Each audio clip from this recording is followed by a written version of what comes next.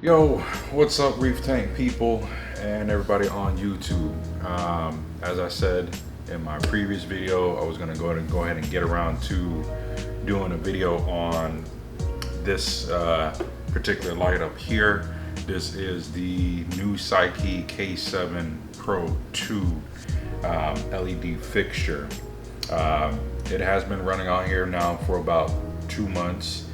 And unfortunately, I don't really have an unboxing video of it. I think I did film one, and if anything, I would definitely go ahead and put that up there. But it really wasn't much to the box. And I guess, let me show you here. Still have the box for it. So we have 2 boxes that this light actually comes in. This long box here is the actual mounting arm that you see there, and this particular box actually houses the light itself. There's a third box that I believe I have inside of here. As you guys can tell, I already unboxed it. It's been on here for a while. And here's a third box which actually houses the actual light controller. So what I want to do is get into this video regarding this particular light and what I really think of the light. I guess really first things first, out the box it looks like my Hydra 26. The spectrum on it and all the LED chipset is pretty much the same. Power wise, I think there's a bit of a difference with the power itself, but all in all, I mean, it looks just like my Hydra 26, which is one of the reasons I did decide on choosing this particular light, so I have something comparable to my 26s that I have over here. Prior to this, I had a AI Prime on the tank. I've since taken that off and primarily just using this particular light here. Really just want to see how things grow in here and how the corals react to this particular light. Right now it's at its nighttime schedule here, which is pretty much everything off. As you can see, this cable doesn't stay attached to it. What it is the charging cable for the Bluetooth controller, which comes with a nice handy little rack here to hold your controller, whether you want to screw it and mount it onto a wall, hang it off your tank. I believe this will fit a rimmed tank, looking at the width on that. So if you guys have a rimmed tank there, you can probably put it on there. But a couple things with this light that kind of stand out for me, per se. This controller is sold separate along with the mounting arm and obviously the light itself, but you need this controller to fully control this light. If not, and you don't get this controller, that light's going to run at full intensity, full spectrum. I think comparing it to what I have, that's going to be about 12,000 Kelvin, full white spectrum. No way to control it at all other than a little button that is, I believe, underneath. Yep, right under here. And you guys will probably see, I just touched that and it actually started blinking. That's how you pair up the Bluetooth controller. So take a quick look at that. And again, all these little options that you see up here are just indicators for the actual controller itself. So let me see here, I'll show you guys what I have going on. So the first thing that's here, that's the time. This is the actual controller menu. I'll get into that. And then we have the model number and a couple other features here, but nothing really jumps out at you. This is the main menu that you see. So right here, if you click on that, you have a couple options. You have LPS, which is the setting I'm on right now because there's mainly LPS in this tank. and click OK. You can choose manual mode, automatic mode, and this is transmit, which is going to do the pairing for the Bluetooth. Not really going to get into that. It's pretty easy pairing. If you take a look at the manual, you'll be able to pair this pretty simple. So what I do want to cover a little bit. First, obviously, let me get out of here. That's manual mode right there. You can click that button. As you can see, it is pretty responsive as far as what you got going on. Where my issue comes into play with this particular light is the way that it does the controls. So, as you can see, you have the first setting there, and if you wait too long, it will go back to the main menu. So, click your button, go back over, we're in manual mode.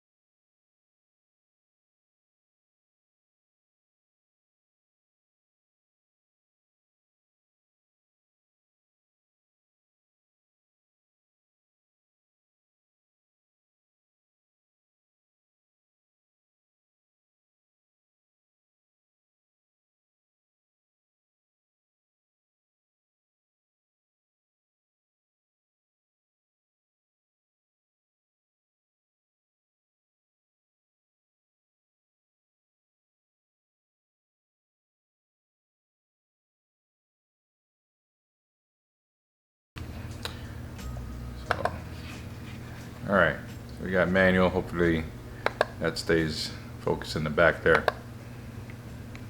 And we are going to come down all blue. Blue, and we got 60%. Come down. And that would have been the, like your blue-green channel. Right now, we just have the royal blue and violet on. You can see.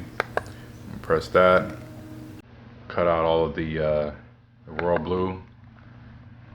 This would be your violet and UV channel, and then this is your green and red. So let me go back around.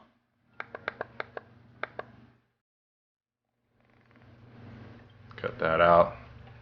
That's your green and red channel. Couple things with this light too is we do have the preset stuff, so I'm going to go ahead and go back to the preset. And to do that, either you can just leave, you can not press any buttons on the remote, or just leave it the way it is and press and hold, and it should take you back around to your. So you can go through about 7 different settings on this light and get some decent sunrise sunset motion there. It won't do anything like moonlight. If you're used to that stuff there, I know with my AIs I actually have moonlight settings for those. The ramp up and ramp down on it is not as smooth as I would like for it to be. Then again, you're looking at about 7 different channels, so I think there's a bit of room there for improvement on that, and just a lot of different little things here. I know this company just came out with this light. So far, the light itself is good. The controller is where the controllability is kind of where it's lacking for me right now, and I would love to see a little bit more controllability with this light, as far as like maybe a mobile app, even an online app for some reason. This is actually a Bluetooth controller, so I'm pretty sure if they wanted to, they could go ahead and set up a Bluetooth app for this here to allow people to control. Turn off all this green. To go ahead and control the light from maybe like a Bluetooth app or something like that. But without that Bluetooth app, you're tethered to this small remote control. And if something were to happen, let's say the battery dies on that, you're stuck. You're pressing the button at the bottom here, which, as you can see, full brightness, then off. I got a remote in my hand. I'm gonna put that right here. 1, 2, 3, 4, 5, and it's all the way back around. Now, bring you guys in here so you can see.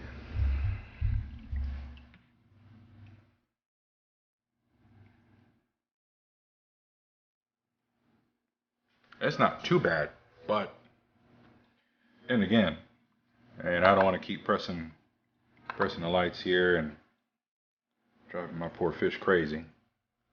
So we are gonna switch all this back.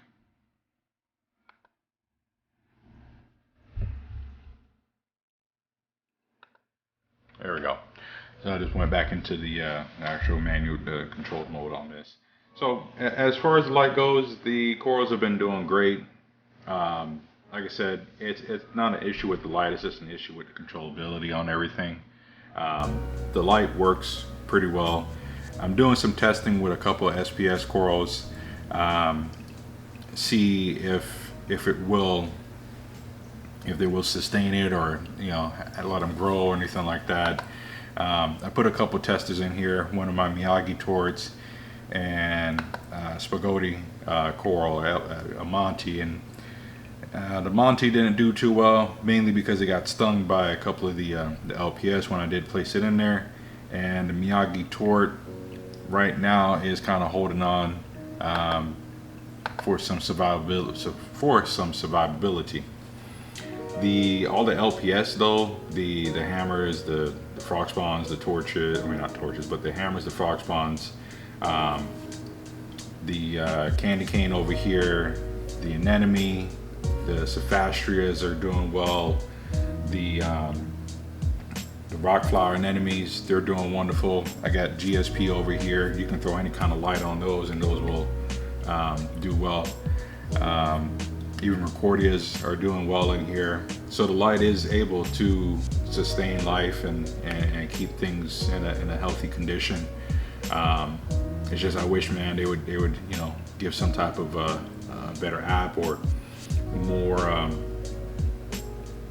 more channels with the actual timing on everything, so I can at least run a night cycle on this.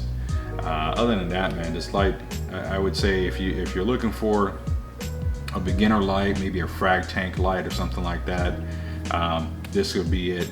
I've actually seen some folks running this particular light on bigger systems. I can see that working. The one thing that I did find a little interesting, and let me see if I can get that to happen. It does have a bit of a spotlight effect. You don't see it when you get more light spectrum in, but where you really can tell with this one is one night I decided, let me try and turn on the UV lights and see what that looks like. And man, did I get an eye full of information here. So as you can see, I don't know if that's picking up on the camera, you have, there we go, you have this spotlight right in the middle here, but light still is, you know, out on the sides. So I did some par measurements on it.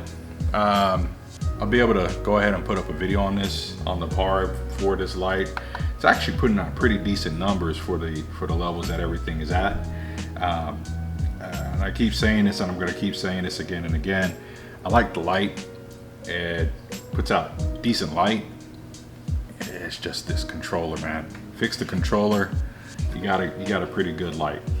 So I can see why folks with deeper tanks would be able to benefit from this also too, because it looks like it would penetrate a pretty deep tank pretty well. So with that being said, if you guys want to know more about the light, go ahead and shoot me a comment down below. I know I've been rambling on with this video here. I've been wanting to get this out for you guys to let you know what I've been using over this particular tank and how I feel about it. Yeah, I'll be sure to get a par video out if you guys really want to see a par video on it. I think that'll be a real big kicker there, or a little bit more information on the actual light itself, and does it produce par? And it really does. I tested it out and it's got some good numbers on it. Spread may not be there, but the numbers are, and I'm pretty sure once you get this onto a deeper tank, the numbers should pan out. But other than that, I've been going on for far too long, guys. Like, comment, subscribe, let me know what you think.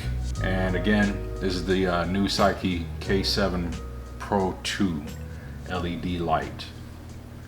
Till then, peace. I'm out.